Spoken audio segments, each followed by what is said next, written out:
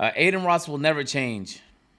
Adin Ross is one of the biggest live streamers of the past 2 years who recently got a massive payout that is potentially worth tens of millions of dollars to abandon Twitch and move to a new live streaming platform called Kick. Ever since this move, he has been on a tirade of shock value content. Nah, it wasn't to abandon Twitch. What? He got banned, didn't he? If I'm not mistaken. Because he was still streaming on Twitch for a while he was on Kick, yeah. Saying and doing whatever he wants to go viral, and it's working.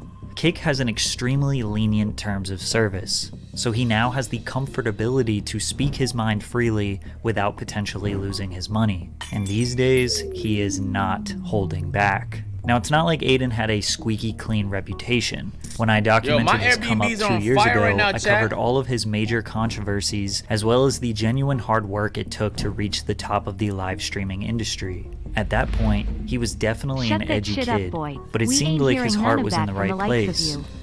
We gonna say what we want here, #DDA. Bro, what?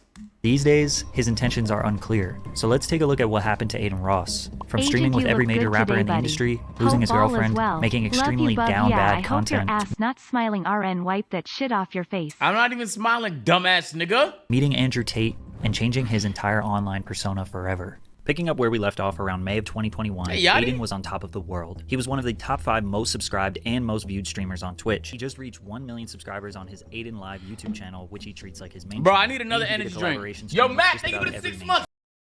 It was very clear he was here to stay, and some people didn't like that. Those people were known as the Poggers community, or as Adin called them, the L Nerds. Bro, this community is basically composed of all the top streamers on Twitch who helped build the platform's foundation years before Twitch was as popular as it is today. Poggers is an emote that people spam in the chat when something good or funny happens. I got some new emotes coming. I got the cooking emote and a 4K emote on the way. Adin's friends and the new wave of Twitch streamers. And instead of spamming Poggers, the commenters will spam W or L. A couple of top streamers in the Poggers community threw some shade at Adin and his viewers. His viewers are like the kids in high school who want to be cool.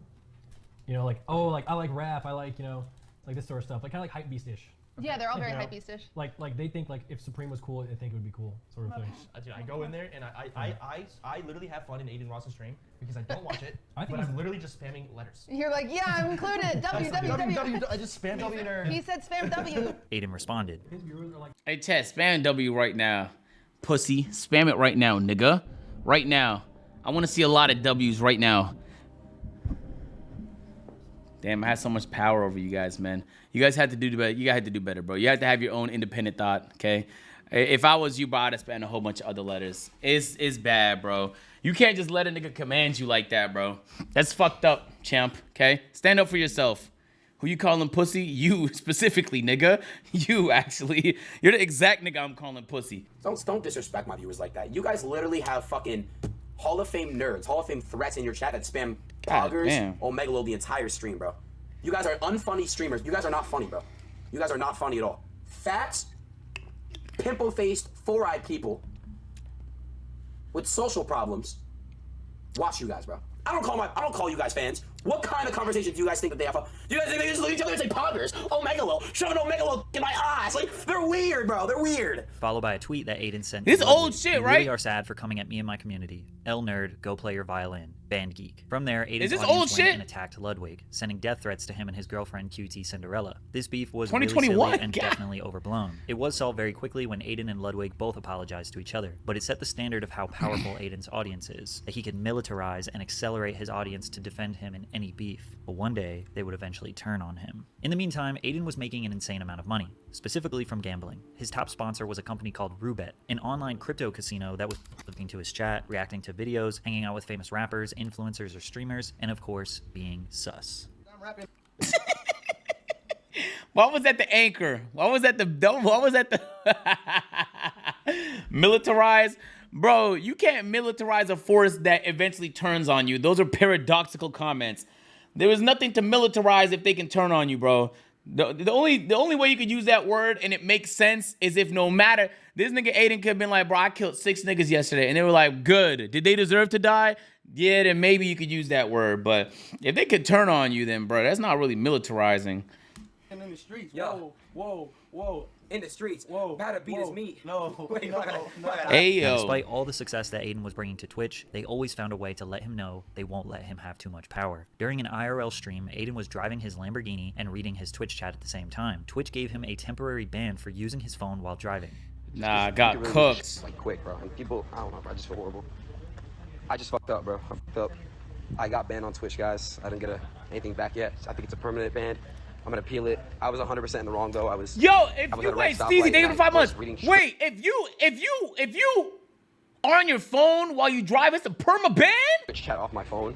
Adin realized that his career, his relevance, his freedom was always going to be at the mercy of Twitch and following their rules, something that he would ultimately grow tired of. As you can imagine, streaming for 5 to 8 hours per day can be extremely repetitive. Bro, and having over 100,000 what? live viewers expecting you to bring something fresh and exciting every day is a lot of Nah, pressure. it's An easy illegal, way to take up nigga, some I time know, but it's is not with like drama. drinking He and started a driving. fake beef with Rice Gum to prank their viewers. Open up now. You want to talk all that shit on Twitch? Shit, open up. Fake beef or not, this shit is entertaining. Just a week after this, Adin played another prank on his viewers. He did an IRL stream where he met up with his fans, and the cops were called due to how much chaos there was on Melrose in Los Angeles. Adin and his team set up a fake arrest to fool his viewers, but the next day he let everybody know that it was just a prank. His fans were not happy. He's just starting to fake everything now, when the initial reason why people were drawn to him was because he was genuine. Adin's focus has shifted from being a Twitch streamer to being this viral internet sensation. The whole point of Twitch is that it's raw and organic, but he's bringing this weird YouTube element to it. If this is really the direction he wants to go for money and attention, so be it, but he has to learn to embrace the hate I'm that not gonna comes with lie, it. bro. His viewers were possibly overreacting. A few fake pranks and they are ready to just write him off. I mentioned this to show how fickle an audience can be with live streaming. Because they spend hours of their time watching you, they develop an understanding of who they think you are. You do one thing they don't like, they immediately criticize and say you are changing for the worse. Balancing this and Twitch's strict rules was eventually going to give. But Adin went back to a very classic style of content for him, e-dates. In these streams, Adin would typically invite a girl. Sometimes it would be a famous Instagram model, a prawn star, or just a generally attractive girl. And he would have his streamer friends get a minute or two to talk to the girl and try and win her over. The girl would ask questions, they would ask her questions, and she would slowly This nigga eliminate describing the what an e-date is contestants. to us? Basically, We the Twitch know, version of a bro. classic dating show. Still to this day, this is Adin's most popular type of content. This content eventually upgraded to IRL dates, where he would put a streamer friend of his on a blind date with a girl, in person. This dynamic was a lot more realistic because 90% of the things contestants said on dates, they wouldn't actually say to the girl's face. But eventually, this would all reach a tipping point that made Adin want to give up.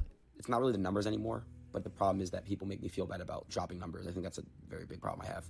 It gets to me a lot. Just because I'm not getting 100K like I used to, it went down from 150 to like 30. This is 40, after his 50, eye 30, surgery, 40 right? now, so it gets to me. Around October of 2021, Adin was losing viewership, from 100,000 average viewers to around 30 to 40,000 average viewers. It's totally normal to lose a lot of viewership, and 30 to 40K average would make him still an insanely successful streamer. But his audience was still quick to remind him that he fell off. I'm not gonna lie, bro. You can't be top 5 in anything and have fell off. Are you insane? Bro, what? To make things worse, the this nigga had like 50,000 subs, bro. Niggas talking about he fell off. I'm like, alright, bro. I want to fall off like that, nigga. House of Cards. This was executed so well that it caused a lot of streamers to abandon their partnerships with the unique risk of gambling. If they lose, they don't actually lose. So they're never able to show the actual downsides and what potential catastrophes can happen when you gamble all of your money away. Adin announced the world that he was depressed and needed to move out of LA. He was exhausted. This was the first time we had ever really seen Adin stop moving at 100 miles per hour. At some point, it is impossible to maintain that level of hype. To be that entertaining for hours on end, day in and day out, it's just unsustainable. He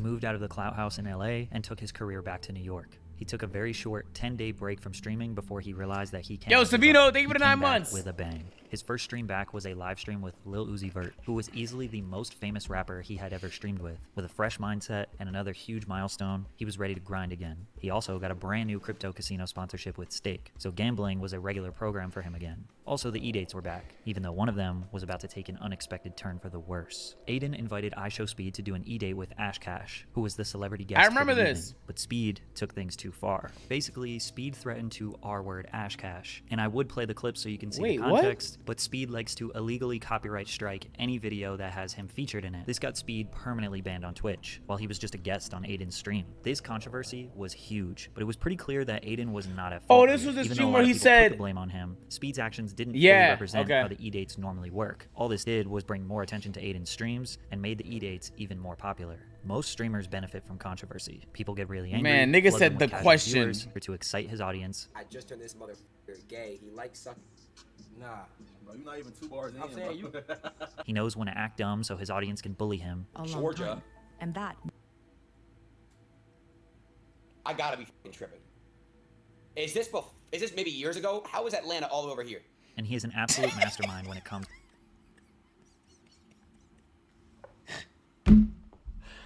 Oh, fuck, man. Oh, shit. But even if it was a few years ago, how would Atlanta move across the world? To virality. However, one of his beefs, he almost took it too far. That was with the rapper NBA Youngboy, which started when a Youngboy fan page liked a photo that Adin's girlfriend Pammy posted. Adin didn't believe it was real. He spent 2 minutes in straight silence staring at this, wondering why NBA Youngboy could be potentially romanticizing his girlfriend. His audience convinced him that it was real, even though it wasn't. So Adin conducted a master plan that involved setting up one of his friends with NBA Youngboy's ex, Jania. While Jania was on an Instagram live, Adin requested to join and asked if his friend Paryeet could spit some game to her. A bunch of people screen recorded the videos and posted them online saying that Adin was flirting with Youngboy's ex. So Youngboy decided to make a lethal threat to Adin in a song the same day. Adin responded to the diss track. Oh, that's what that was about. Oh, bro, I never really knew. I remember hearing the song. Oh. With a fake apology and a meme, before quickly realizing the next day what type of beef he was truly getting into. Adin is obviously not from the streets, doesn't live a dangerous life, and probably knew deep down Nigga that said no real lethal gangster is threat. going to hurt him. But still, he knew he couldn't poke the bear too much, because with Youngboy's reputation, it wasn't worth it for Adin to take any chances, and eventually he apologized and stopped trolling the rapper. It was either this beef that went too far, or just him feeling generally exhausted again. But around the end of 2021 and beginning of 2022, Adin slowed down a bit. Every month in 2022, his views just kept dropping. Even though he was streaming pretty consistently, sticking to his gambling, reactions, and e-dates, he wasn't doing any viral stunts nor getting into unnecessary He wasn't controversy, consistent. just satisfying his fans and chilling like every other streamer. Despite his more relaxed approach to Twitch, in April of 2022, he found himself in another big controversy. Adin was becoming a victim of DDoS attacks. These attacks can occur when a hacker gets his IP address, either by knowing where he lives in real life, or potentially if Adin leaked that information, then the hackers have the ability to overload his internet so much that his stream lags and makes him unable to stream. Adin was trying to fulfill his online gambling requirements one day when a hacker kept taking down his stream. Out of frustration, he called one of his friends, Your Rage, who is another very popular Twitch streamer. Adin didn't realize Rage. Out of frustration, he called one of his friends, Your. Nah, this is a thug pose right here. This is a real thug pose. Thug watch, thug chain, thug white tee, thug curly hair, bruh. Thug stare. Just an all-around fucking thug. Rage, who is another very popular Twitch streamer. Adin didn't realize Rage was live when he said this. He did you again? He got you again? I censored the word, but he said the homophobic F slur. Adin was not making fun of a gay person. He was angry at someone who was hacking him, but the context did not matter, and Adin was about to get banned. At first, I Your Rage remember tried to say this. that it was his friend from high school that said the slur and not Adin. And still to this day, they never fully admit that it was Adin. This is all alleged. After all we really have is just that audio, but there isn't a real reason to believe it wasn't Adin. And after the clip was blown up on Twitter by Jake Lucky, Adin received his longest ban of all time. Over 40 days, Adin was banned from Twitch. Funny enough, this actually wasn't huge news. Adin had been banned many times before, and nobody knew how long this would be. And most people just took his side because they didn't think he had any true bad intentions. Usually, Adin comments on his bans, but this time, he just kind of disappeared for 6 weeks. When he returned to streaming after his long ban in June, he had about 70,000 average viewers. The long Twitch ban did not hurt his numbers at all. In fact, it probably helped him. Giving the fans a break allowed them to be hungry for more content. As if things couldn't get any better, he got blessed with a whole new content lane that he could capitalize on: Andrew Tate. Andrew Tate was the most searched for man in the world in July of 2022. Basically, overnight, this man was everywhere. Yo, don't you want to just like kisses the top of his dome? It's so it's just so glossy, bruh. I just want to One's algorithm on every social media platform. Despite Tate being everywhere, there was still a large mystery to him. Was he just a character? Was this just a meme? Is he actually filthy rich? Is he a criminal? With massive streamers like QC denouncing Tate's ideals, Adin was the largest streamer willing to talk to him. Andrew Tate and Adin's collab stream would become Adin's most popular stream in his whole career. Not gonna lie, Andrew Tate has a fire physique. Every single person on the internet was talking about Tate. Most people were bashing his worldviews, but Adin's community loved him, and Adin took a liking to Tate as well. In the beginning, Tate was mostly essentially farming Adin's viewers to promote his Hustlers University course, and Adin was just picking his brain for the content. But Andrew quickly realized that Adin was reluctant to say how he truly felt on certain subjects, citing that Adin was afraid The Matrix would cancel him, which to some degree is true. All content creators need to abide by censorship standards, which can be dangerous to break. Even I get tired of censoring myself. They streamed together often after the first couple were a success, and Tate became somewhat of a mentor to Adin. Bro, you got like the best mentality, like brain, like ethic I've ever seen in my fucking life. What the everything you're saying. Yo, I have a new theory. I just came up on it. I think fighters, mixed martial art fighters, have the strongest brains. I know it doesn't look like they do because they get beat in the head all the time, but you kind of have to be a specific type of deals, all right? Just like that you said, it's literally facts. I agree with like 100% of everything. However, it wasn't long before that's my new Tate theory. was banned from almost every social media platform, which was when Adin needed him the most. As of right now, guys, I am no longer in a relationship. I am single. Adin and his longtime girlfriend Pammy broke up. This affected him tremendously, and he didn't talk about the details too much publicly, but just said they decided to go their separate ways. Immediately after, he started doing e-dates where he was the one that a bunch of women were trying to get a date with. Every day, he had OnlyFans models and women fawning over him to boost his ego. His fans loved it, and they saw a new spark in Adin. Single Adin's content is 10 times better, not even just for the content with girls, but he just seems more energetic and fun in general. Pammy was really holding Adin back. It's crazy how great his content is again. However, Lil Uzi Vert disagreed. He thought Adin should get his girl back. You shouldn't have broke up with that girl. I know, bro. On top of that, Twitch also banned gambling from their platform, which most people saw as a net positive for the app. But streamers like Adin, who were raking in millions of dollars per month from the site, were furious. The only type of content Adin had was related to his relationship status. He would swipe through girls on Tinder, bring OnlyFans girls on stream, and kiss them on the mouth, which some people saw as his most down bad moment. Oh my but his God. audience thought he was super lit. Once he asked one of the girls to be his girlfriend, his chat started to change their opinion. Wait, so he could kiss all these everybody? But if he gets in a relationship with one of them, niggas is like, oh, nah, he didn't cross the line. Nigga went too far, bruh. Really? Really? One is perfect. One is great content, and the other one is going too far? Yeah, okay.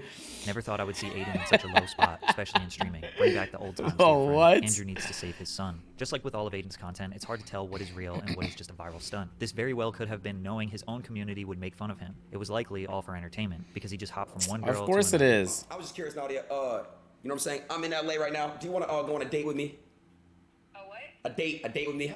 Phone date. A date with Adin Ross. Because they're saying. You know what? No. It's just. I'm not coming back. Stop, Rina, come on. I'm not coming back. Nah, this nigga's crazy. First of all, it's not weird to be single and then want to go on dates. That's not weird, right? He just happens to be a streamer, so he's going to record it because he knows it's going to do well. That's not weird. Sniffing her chair when she leaves, that's weird, bruh.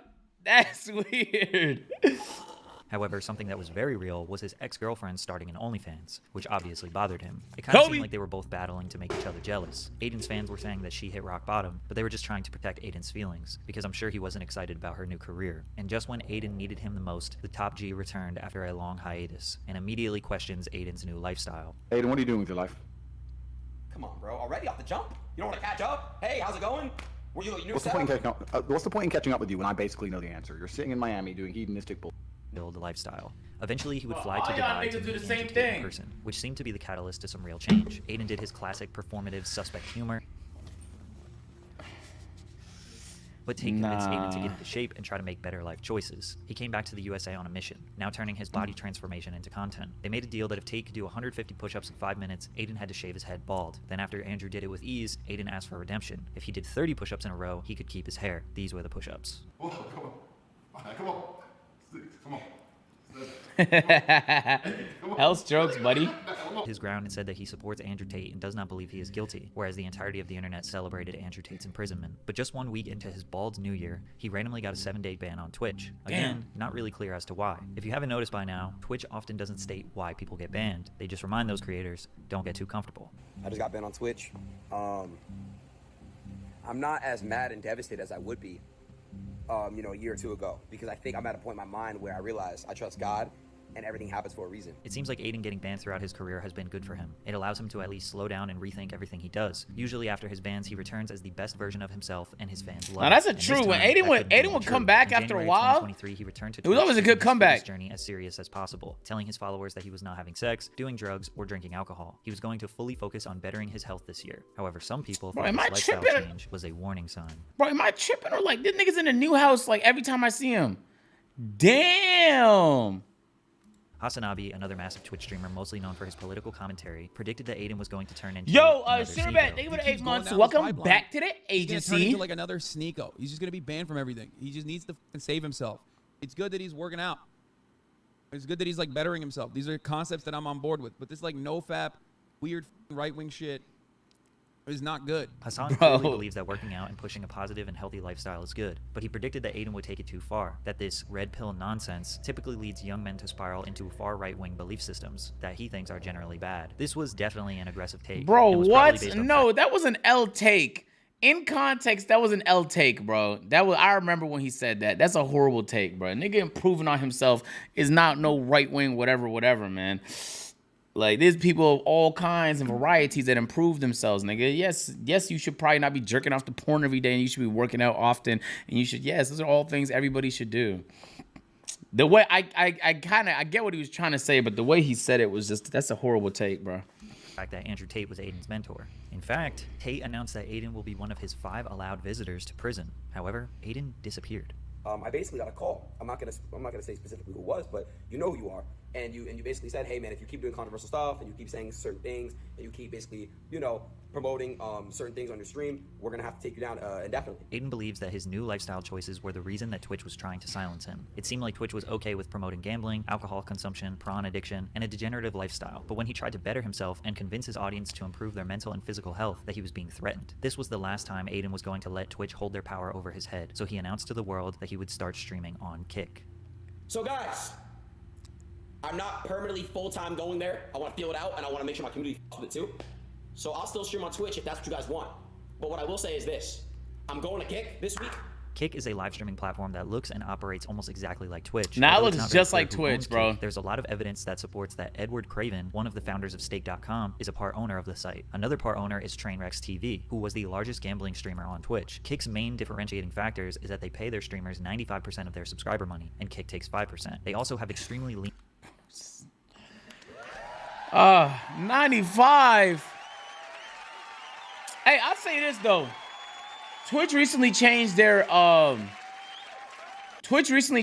like ads. So instead of giving you a I don't know how to explain it. I don't even know if I can say this, but Twitch recently did something good with their ads for like all content creators. As long as their sales team doesn't fumble, like most content creators are gonna make more money now.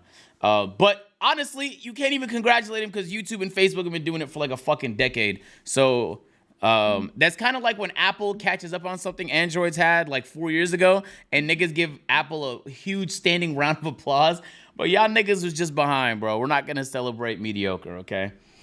In terms of service. So when Adin said he could do whatever he wanted, he wasn't lying. He went to Kick, streamed the Super Bowl, which is dangerously illegal, and even pulled up the front page of Pornhub while streaming to tens of thousands of people, mostly insane. Underage kids. As if it couldn't get any worse, the chat is totally unfiltered, so the comment section is flooded with just about every racial slur you could ever imagine. The stream was clipped and went extremely viral on Twitter. Everyone agreed that this was a stupid decision, and Adin ultimately apologized for it, citing his own hypocrisy since he no longer watches prawn and thinks it's very unhealthy. Plus, he's been profiting off prawn stars and OF models for years now. He went back and forth from streaming on Twitch, then back to Kick for about 10 days in February. It was during this time where he was negotiating an extremely large exclusive deal with Kick, similar to when Ninja signed to the Microsoft-owned Mixer streaming platform for between 20... Hey, niggas need to make a documentary about this shit. Bro, this nigga signed a multi-year deal. The money was put in escrow. Mixer went bankrupt, and he took all the money and then got a fucking Twitch deal.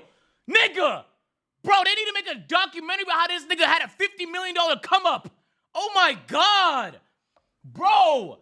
Imagine if you signed to the fucking Toronto Raptors, and the Raptors went bankrupt, and you got your $100 million worth of contract, and then signed to the Bulls for another $50 million. Oh my, yo! I can't believe there hasn't been a documentary made about the come up that Ninja and Shroud received when Mixer fell apart. Jesus, this shit made me so happy for him, bro. Nah, whoever his agent is, bro, that nigga needs a raise.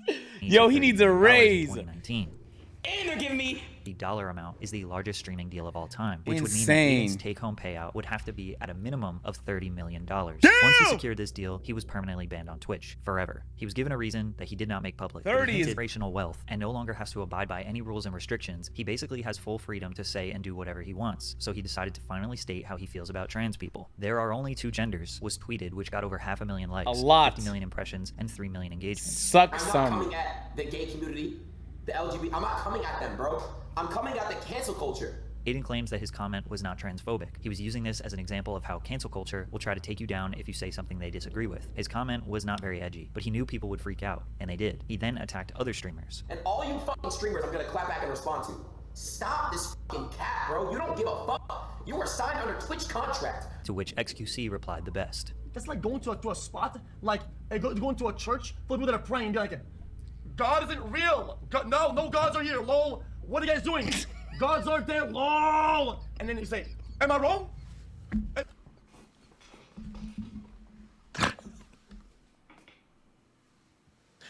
Oh, just the way he explains things. Oh, fuck, man. God damn it, X. Fuck me. Am I wrong, though? It doesn't really make sense why Aiden is doing political hot takes. Does that analogy even make sense? It's just the way he explained it was, bro, Jesus, man. All right, let's get it together. He has no intention of doing actual research or trying to attack any complicated problem. His biggest rebuttal is that people on the internet need to go outside because their reality cannot simply be the same reality he is living in. His next hot take was... So all you guys that get to pick your pronouns, my pronouns is kill/that. Okay?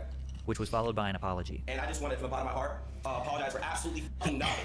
Okay? I'm Adin Ross, and Aiden Ross, and what the fuck he says. Which was followed by this statement a few days later. I just don't fuck. The only thing I don't like about this community is you guys are homophobic and transphobic. I don't fuck with that because y'all don't know what it's like. You know, people, you just don't know what it's like. You're not in their shoes. So basically, it's tough to know how he really feels about anything. So think to yourself, is Aiden's behavior on Kick really all that different from the stuff we showed in the beginning and throughout this video? His whole rise to fame was because he is an edgy teenager. All of his success came from him being edgy, toxic, or playing dumb. He hasn't changed. He's just 22 now, more popular, and extremely rich. It's understandable why people get angry at him, but his behavior shouldn't be unexpected. He is constantly contradicting himself, pretending to be dumber than he is, walking back on things that he says, telling people to not. Do y'all feel like you can't say certain things because it's gonna fuck up your bag? Or do you don't give a fuck? You're gonna say it regardless. If a nigga gave you $30 million today, so you didn't have to worry about not having to say shit ever again because of the place you work at or school you go to or whatever fuck it is, would that change how you move?